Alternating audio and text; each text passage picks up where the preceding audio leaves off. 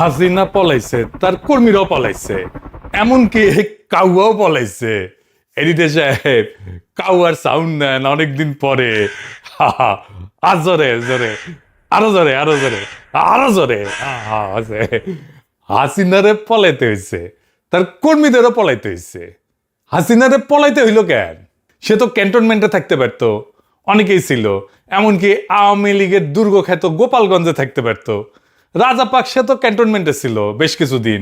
একইভাবে তার রাষ্ট্রপতি ভবন দখল হয়েছিল শ্রীলঙ্কাতে। পরে দেশ থেকে বাইরে গেছিল মাত্র 52 দিনের জন্য, 2 মাসও না। পরে ফিরে আসিছে। হাসিনা 2 বছর ধরে আসে না, হঠাৎ সে দেশে ফিরবে ঘোষণা দিছে রয়টার্সকে দেওয়া এক সাক্ষাৎকারে।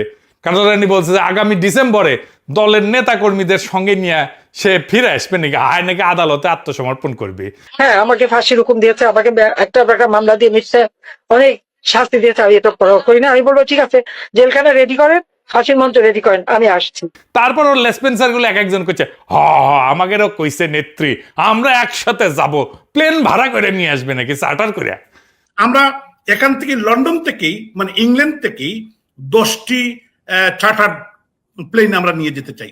এটা আমাদের নিজস্ব, এটার মানে হলো সবাই কন্ট্রিবিউট করবে। আমাদের যারা নেতাকর্মী প্রত্যেকে তাদের টিকেটের টাকা দিবে এবং আমরা 10টি, তার মানে 220 সিটা, মানে 220 জন একটা প্লেনে যেতে পারবে।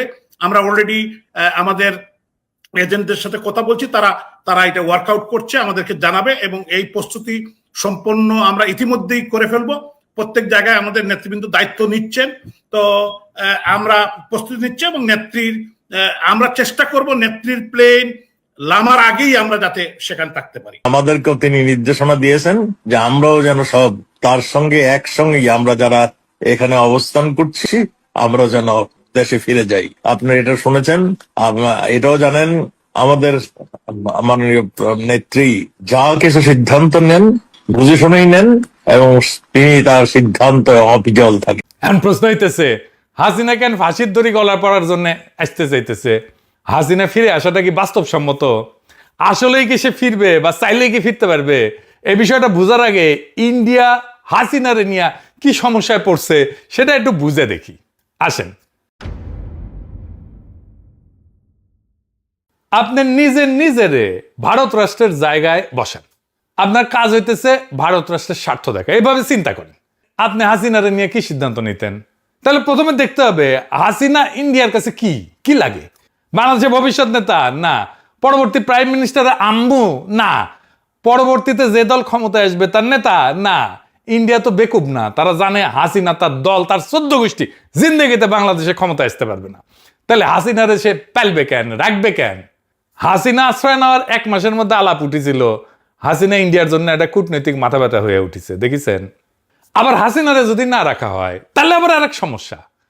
ওইখানেই লিখেছে, ইংরেজি যেহেতু লিখেছে তাহলে ঠিকই লিখেছে, তাই না? এটা বাংলা করলে এরকম হয় যে হাসিনারে যদি না রাখে তাইলে দিল্লি ঘনিষ্ঠ আঞ্চলিক নেতাদের কাছে বার্তা যাবে যে ভারত শেষ পর্যন্ত আপনাকে রক্ষা করবে না। তাহলে ভিন্ন দেশে ইন্ডিয়ার লেসপেন্সার সরকার বা রাজনীতিবিদ আছে, তারা তো আর ফ্রি সার্ভিস দেবে না ইন্ডিয়ারে। মানে ইন্ডিয়া হাসিনাকে রাখার একটাই যুক্তি যে তারে আশ্রয় না দিলে দিল্লি দাস যারা আছে তারা ইন্ডিয়ার উপরে ভরসা পাবে না। আবার উল্টা দিকে হাসিনারে রাখলে বাংলাদেশের সাথে তার সম্পর্ক নষ্ট হইতে থাকবে, বাংলাদেশে ইন্ডিয়া বিরোধী হাওয়া আরো বেশি উঠবে। ইন্ডিয়ার বাস্তব স্বার্থ আছে বাংলাদেশে, তার ব্যবসা আছে, ট্রানজিট আছে, ইন্ডিয়ানরা চাকরি করে বাংলাদেশে, বাংলাদেশিরা যায় ইন্ডিয়াতে, শপিং করে, টাকা খরচ করে, চিকিৎসা করে। হাসিনারে দরকার ছিল এইসবের জন্য। হাসিনা চলে গেলেও এইসব তো লাগবেই তার। এই স্বার্থগুলো তো রক্ষিত হবে না। ইন্ডিয়া পড়ছে উভয় সংকটে, মান কিসি পায়। হাসিনাকে রাখাও বিপদ, আবার আওয়ামী লীগকে পুনরায় সক্রিয় করাও সম্ভব না। ইন্ডিয়া মূলত এই 2টা সমস্যার সমাধানের চেষ্টা করতেছে, কিন্তু তার খাতে কার্যত ভালো কোনো অপশনও নাই। এই কারণে নানা ধরনের চাপ হাসিনারে দিতেছে। আসলে তাকে চাপ দেওয়ারই কথা। এই চাপের মধ্যে হয়তো অসহায় হইয়া বেপরোয়া হইয়া শেখ হাসিনা এই সমস্ত আউল ফাউল কথাবার্তা কইতেছে। এই ধরনের কথাবার্তা বলার মধ্যে দিয়ে অবশ্য ইন্ডিয়াও পরীক্ষা করার চেষ্টা করছে যে কতটুকু সে পারে আরেকবার দেখে নেওয়ার জন্য। আমি মনে করি না ইন্ডিয়া যদি সত্যিকার অর্থে সুস্থিরভাবে কৌশলগত দিক বিবেচনা করে একটা পরিকল্পনা সাজায়, তাতে শেখ হাসিনাকে রেখা কিছু করা এবং শেখ হাসিনাকে দিল্লিতে রেখা এইভাবে কথাবার্তা বলতে দিয়াও খুব বড় কিছু অর্জন করা সম্ভব বলে আমি মনে করি না। ইন্ডিয়া শেখ হাসিনাকে অনিবার্য বলে মনে করে না, আসলেই তাই। শেখ হাসিনা ইন্ডিয়ার জন্য অনিবার্য না, অপরিহার্য না। হাসিনাকে অনাবশ্যক করে দেওয়ার চেষ্টা ইন্ডিয়া আগেও করেছে, সক্রিয়ভাবে করছে, ফাইনালি এক্সিকিউট করতে পারে নাই। কখন ছিল সেই উদ্যোগ? আজকালকার চ্যানেলরা হয়তো সেই ইতিহাস জানে না। আসেন সেটা দেখি। শেখ হাসিনা যে তাদের কাছে অনিবার্য না, অত্যাবশ্যকীয় না, অপরিহার্য না, এই ভাবনাটা নতুন না। এটা 2008 সালে এরকম একটা পরীক্ষা নিরীক্ষা তারা করছিল। তখন র্যাটস দিয়া সংস্কারপন্থী আওয়ামী লীগকে জন্ম দেওয়ার চেষ্টা করে ইন্ডিয়াই করেছিল এটা। র্যাটস মানে জানেন তো, RATS, রাজ্জাক, আমু, তোফায়েল আর সুরঞ্জিত, এই 4 জনের নামের প্রথম অক্ষর দিয়া র্যাটস। এরাই আওয়ামী লীগ ভাঙতে চাইছিল, সেটা ব্যর্থ হয়েছিল। এটার পিছনে কৃতিত্ব শেখ হাসিনার না, তৎকালীন এই ফখরুদ্দিন মঈনুদ্দিন সরকার জনরোষে পড়ছিল, তাদের উপরে মানুষের আস্থা চলে গেছিল এবং নির্বাচন দিতে বাধ্য হয়েছিল। এই পরিপ্রেক্ষিতে শেখ হাসিনা তখন আবার পুনরায় তার দলের দখল নিতে সক্ষম হয়েছিল। তাছাড়া খবর আছিল, আজকালকার চ্যানেলরা হয়তো জানেই না যে আগে একই নামে অনেকগুলো দল থাকতো। আবার আওয়ামী লীগ ভেঙে 3টা দল হয়েছিল, আওয়ামী লীগ হাসিনা, আওয়ামী লীগ রাজ্জাক, আওয়ামী লীগ মিজান। আর জায়জাদিনের শফিক রহমান ভাই আছে না, উনি আওয়ামী লীগ লিখলে পাশে ব্র্যাকেটে লিখতো হারামি, হারামি, মানে হাসিনার হা, রাজ্জাকের রা আর মিজানের মি। আওয়ামী লীগের বিরুদ্ধে হিস্টোরিক একটা কালচারাল রেজিস্ট্যান্স কিন্তু ছিল। যাই হোক, আর আলাপে ফিরে আসি। তাই ইন্ডিয়ার হাতে আসলে একটাই বিকল্প আছে, যে আওয়ামী লীগ নামের এই ঘোড়ায় চেপে বাংলাদেশে আবার ফিরে আসার চেষ্টা করতে পারে। কাদের উপরে? যারা হবে তাদের বশংবদ দাস, যারা থাকবে তাদের কাছে চিরকৃতজ্ঞ। শেখ হাসিনা তো মাঝে মধ্যে ট্যাফও করতো, ফোঁস করতো ইন্ডিয়ার সাথেও। এদের কারো কেন, এদের ছেলে মেয়ের কারো পক্ষেও ট্যাফও করা, ফোঁস করা সম্ভব হবে না ইন্ডিয়ার সাথে। এরা হবে চিরজীবনের জন্য কেনা গোলাম। শেখ হাসিনার চিন্তা এখন ইন্ডিয়া তারা তালাক দিয়ে দেয় নাকি। কিছুদিন টাকা পয়সা দিয়ে প্রচুর হয়েছে করলো, এক বাটপার মজুমদার আছে না, হ্যাঁ, ও সারা দুনিয়া ঘুরলো, টাকা পয়সা মনে হয় ভালোই পেয়েছিল, সব ঠান্ডা হয়ে গেছে। এতে এখন ইন্ডিয়া কয় কই তোমার লোকজন কই, আর তো কাউরে মাঠে নামাইতে পারো না। তাই শেখ হাসিনার বাংলাদেশে ফিরে আসার এই চেষ্টাটা ভারতের দিক থেকে তার উপরে ক্রমাগত চাপের একটা বহিঃপ্রকাশ করতে পারে। অন্যদিকে ইন্ডিয়ার পক্ষ থেকে এটা পরখ করা যে এই মনস্তাত্ত্বিক চাপ সৃষ্টি করে বাংলাদেশ সরকার বিশেষত বিএনপির হাত মোচড়ানো যায় কিনা। আবার শেখ হাসিনার ডাকে সারা দিয়া মরিয়া হইয়া আওয়ামী সন্ত্রাসীরা কতটুকু অরাজকতা করতে পারে, বিশৃঙ্খলা তৈরি করতে পারে, এটাও একটা পরীক্ষা হয়ে যায়। এই সমস্তের বাইরে এই আওয়াজের কোনো মূল্য নাই আপাতত। যে সমস্ত বাকশালী সন্ত্রাসী এখনো দেশের আনাচে কানাচে বিক্ষিপ্ত এবং বিচ্ছিন্নভাবে জাতীয় সম্পদ লুণ্ঠনকারী হাসিনার জ্ঞাতি গোষ্ঠীর সমর্থনে মিছিল বের করে স্লোগান দেয়, তার মাত্রা কমে যাবে। আর দেখবেন সামনে কমে যাবে, এটা আর হবে না। শুধু রাজনৈতিক তৎপরতা না, এদের সামাজিক সাংস্কৃতিক সহ সকল ধরনের কর্মকাণ্ডই বিএনপি, জামাত এবং এনসিপির মতো দলগুলোর সম্মিলিত প্রতিরোধের মুখে পড়বে।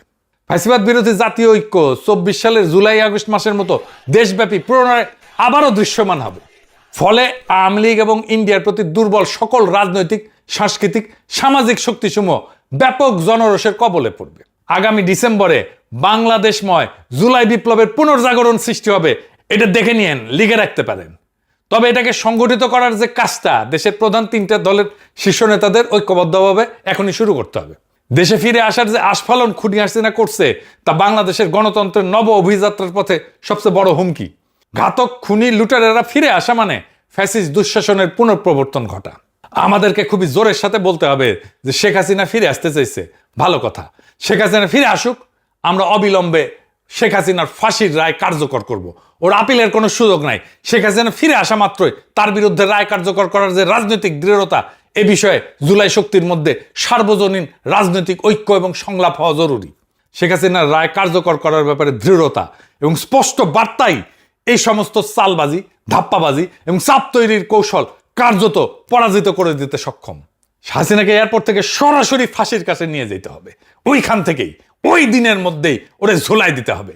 মানবতা বিরোধী অপরাধে আন্তর্জাতিক অপরাধ ট্রাইব্যুনালে মৃত্যুদণ্ডপ্রাপ্ত আসামি খুনি হাসিনাকে বাংলাদেশও ফেরাতে চায়। ইন্ডিয়া এই খুনিকে নিরাপদ আশ্রয় দিয়ে রাখছে, সেখান থেকে তাকে ধৈর্য বাইদ্যা বাংলাদেশে প্রত্যাবর্তন বা প্রত্যাবর্ষণ করতে হবে। ইন্ডিয়া যদি সত্যিকার অর্থেই নবজাগ্রত বাংলাদেশের সাথে কর্ম উপযোগী সম্পর্ক গড়ে তুলতে চায়, একটা ওয়ার্কিং রিলেশন গড়ে তুলতে চায়, তাহলে প্রতিবেশী এই দেশের জন্য এই ছাড়া আর বিকল্প পথ কোনো খোলা নাই। এটা তারা যত তাড়াতাড়ি বুঝবে, ততই এই প্রতিবেশী এই 2 দেশের জন্য ভালো হবে। তাছাড়া বাংলাদেশ, মায়ানমার, চীনের স্থল সংযোগ তিস্তার পানি ব্যবস্থাপনার মহাপরিকল্পনা এবং চীন এবং তুরস্কের সহযোগিতায় সামরিক শিল্প স্থাপনের মতো বড় বড় উদ্যোগ বাংলাদেশ নিতেই থাকবে এবং তা বাস্তবায়ন হবে ইনশাল্লাহ। এবং এই পথ ধরে পর্যায়ক্রমে বাংলাদেশ যুক্ত হবে পাকিস্তান সহ আরব বিশ্বকে নিয়ে গড়ে ওঠা সম্ভাবনাময় মুসলিম সামরিক জোটে। সন্দেহ নাই এতে আঞ্চলিক উত্তেজনা বাড়বে, তবে বাংলাদেশ দীর্ঘমেয়াদের জন্য এক শক্তিশালী শত্রুর জন্য বিভীষিকা আর দেশের জনগণের জন্য নিরাপদ ভূমিতে পরিণত হবে। বিএনপি খুনি হাসিনাকে নিরাপদে দেশে ফিরতে দেবে বলে আমি বিশ্বাস করি না, তাকে রাজনীতি করতে দেবে বলে আমি বিশ্বাস করি না। কারণ এই দুর্বৃত্ত 1981 সালে ঢাকায় ফেরার মাত্র 2 সপ্তাহের মাথায় প্রেসিডেন্ট জিয়াকে শহীদ হতে হয়েছিল। তারপর কায়েম হয়েছিল ইন্ডিয়ার অনুগত 9 বছর দীর্ঘ সামরিক স্বৈরাচারী জেনারেল এরশাদের দুঃশাসন। সশস্ত্র বাহিনীর দিক থেকে এবার অভিন্ন ঝুঁকির আশঙ্কা আরো প্রবল এবং বহুগুণে বেশি। কারণ ফ্যাসিস্ট আমলে উচ্চপদ বাগানো ইন্ডিয়া অনুগত শীর্ষ কর্মকর্তারা এখনো সেনা, নৌ, বিমান বাহিনীর নেতৃত্বে বহাল তবিয়তে বসে আছে। আর উপরে তো ওয়াকারুজ্জামান প্রভুপাত্য আছেই। তাছাড়া 91 থেকে 96 এবং 2001 থেকে 2006 মেয়াদে দেশনেত্রী বেগম খালেদা জিয়ার সরকারের শাসনামলে আওয়ামী লীগ এবং তার জোটসঙ্গীরা বিএনপিকে একদিনের জন্য স্বাভাবিক, স্থিতিশীল, শান্তিতে দেশ পরিচালনা করতে দেয়নি। এই সমস্ত অশুভ কার্যক্রম পরিচালনার ক্ষেত্রে বাংলাদেশ বিধ্বংসী এবং গণতন্ত্রের শত্রু এই আওয়ামী লীগ এবং তার সহযোগী দলগুলা সবসময় প্রতিবেশী ইন্ডিয়ার কাছ থেকে সব ধরনের সহযোগিতা পাইছে। এর পরের ইতিহাস বাংলাদেশের জাতীয়তাবাদী শক্তি এবং গণতন্ত্রকামী জনগোষ্ঠীর জন্য ভয়াবহ এবং বর্বরতায় পূর্ণ। দেশবাসী কিভাবে ভুলবেন নিষ্ঠুরতা এবং নির্মমতার সেই পাষাণ হৃদয় সীমারের যুগের স্মৃতি? 2009 থেকে 2024 জুলাই বিপ্লব পূর্ববর্তী মুহূর্ত পর্যন্ত 15.5 বছর বাংলাদেশ পতিত এবং পরিণত হয়েছিল হাজারো সন্তানহারা মা, পিতা এবং হারানো বাচ্চাদের কান্নার কারবালায়। শুধু কি তাই, এই মহান নেত্রী বেগম খালেদা জিয়া এবং শহীদ প্রেসিডেন্ট জিয়াউর রহমানের কনিষ্ঠ পুত্র নির্যাতিত আরাফাত রহমান কোকর দুঃসহ জীবন এবং মর্মান্তিক মৃত্যুর পটভূমিকে মুছে ফেলা যাবে? যে যতই দয়াশীল এবং মহানুভব এবং সহিষ্ণু হোক না কেন, ইনশাল্লাহ এই ইতিহাসের উপরেই বাংলাদেশের ভবিষ্যৎ রচিত হবে। এর বাইরে অন্য কোনো পথ আর খোলা নাই। মহান আল্লাহ তাআলা রহমানুর রহিম, পরম ক্ষমাকারী, তিনিও বারবার ইনসাফ অর্থাৎ ন্যায় বিচারের কথা বলছেন। আমরা ন্যায় বিচার চাই। আর শেখ হাসিনা যদি নিশ্চিত হয় এবং সেই ক্ষেত্রে ইন্ডিয়া যদি বুঝে যায় কোন রকমের আলাপ আলোচনা সমঝোতা পেছনের দরজা দিয়ে কোনো কিছু ডিল করে আসলে নিশ্চিত হওয়া যাচ্ছে না যে শেখ হাসিনাকে ঝুলতে হবে না, তাহলে শেখ হাসিনার বাপ, 14 গোষ্ঠী এবং ইন্ডিয়া কারো পক্ষে এই ঝুঁকি নেওয়া সম্ভব না যে ওই সে হাসতে হাসতে তার দলবল নিয়ে বাংলাদেশে ঢুকে পড়বে। হাসিনা কেন, হাসিনার সাথে দেশ থেকে পালায় যাওয়াদের মধ্যে থেকে এরকম আসার চেষ্টায় স্বপ্ন কল্পনায় যারা যুক্ত হবে তাদের সকলের জীবন বিপন্ন হওয়ার আশঙ্কা আছে। উপরন্ত আওয়ামী লীগ এবং তাদের দুঃশাসনের সময়কালে যারা জোট সঙ্গী ছিল, দেশের ভেতরে থাকা এরকম কেউই আর নির্বিঘ্নে জীবনযাপন করতে পারবে না। দেশে গৃহযুদ্ধ শুরু হয়ে যাবে। হাসিনার দলের লোকেরা যত বেশি ট্যাফও করবে, সবগুলোর সানডে মানডে ক্লোজ হয়ে যাবে। আজকে দেখলাম আম্মার রাজশাহী ইউনিভার্সিটিতে কেলানি দিচ্ছে। সাবাস, বাঘের বাচ্চা। আওয়ামী লীগ, ছাত্রলীগ, যুবলীগ যেখানে পাবেন উদাম কেলানি দিবেন। অনেকদিন ভালো মন্দ ওরা কিছু খায় না, কেলানি তো ভাইটামিন আছে। ডিসেম্বর পর্যন্ত কেলানি চলবে, ওদের কেলানিতে সোয়াব আছে। ইনকিলাব জিন্দাবাদ, বাকশাল তাড়ানো জিন্দাবাদ, লীগ কেলানো সফল হোক।